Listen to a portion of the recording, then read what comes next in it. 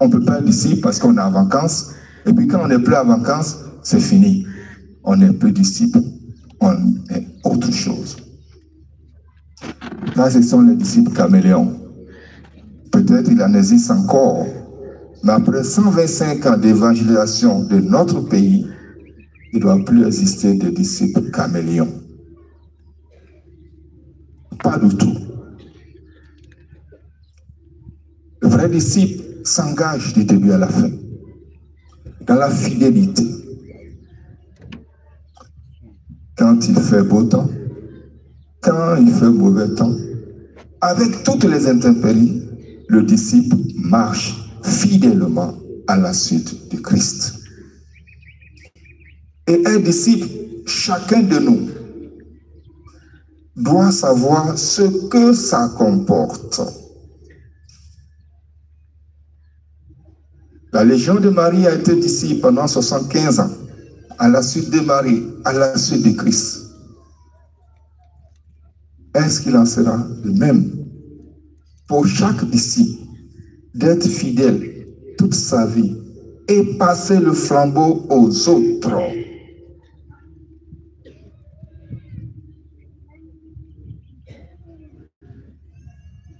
Être disciple, c'est précisément de cela qu'il s'agit dans les textes liturgiques que nous avons écoutés. Je voudrais commencer avec vous par l'Évangile. La conclusion de ce texte résume tout. Dans l'Évangile, c'est Jésus qui parle.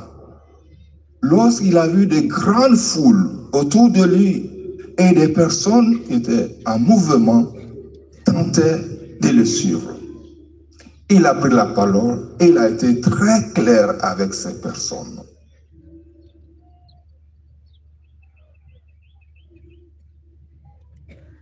Ainsi donc, celui d'entre vous qui ne renonce pas à tout ce qui lui appartient ne peut être mon disciple. Plus haut, il avait dit, celui qui veut venir à ma suite, qu'il prenne sa croix et qu'il me suive. Et cette croix-là, au moment précis, ça signifie renoncer à tout pour suivre Jésus. C'est ça la croix.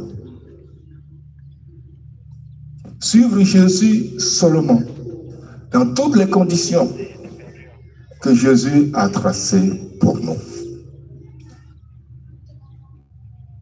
Aujourd'hui, si vous parlez en ce thème, on dira, mais c'est pas évident. Préférer Jésus à son père, préférer Jésus à sa mère, préférer Jésus à sa femme, ça paraît irréaliste, ça paraît irresponsable. Et pourtant, ce sont les exigences du royaume, les exigences pour suivre Jésus. Parce que pour suivre Jésus, il faut l'aimer de tout son cœur, de toute son âme et de tout son esprit. Saint Paul aux Corinthiens dirait, on vous demande de renoncer à tout et vous vous plaignez. Mais qu'est-ce que vous avez que vous-même vous n'avez pas reçu de Dieu? Voilà l'équation qu'on doit résoudre. On a tout reçu de Dieu. Quand il s'agit de donner à Dieu ou bien de renoncer pour que Dieu nous en donne encore, ça pose problème. Alors je voudrais savoir où est le problème. Le manque de compréhension de la profondeur et de l'épaisseur de notre foi, ou bien c'est la tendance à suivre le monde, puisque le monde paraît plus attrayant que le royaume des cieux, proclamé par Jésus. Ce même royaume des cieux pour lequel Saint Paul, après avoir combattu, a décidé de donner toute sa vie.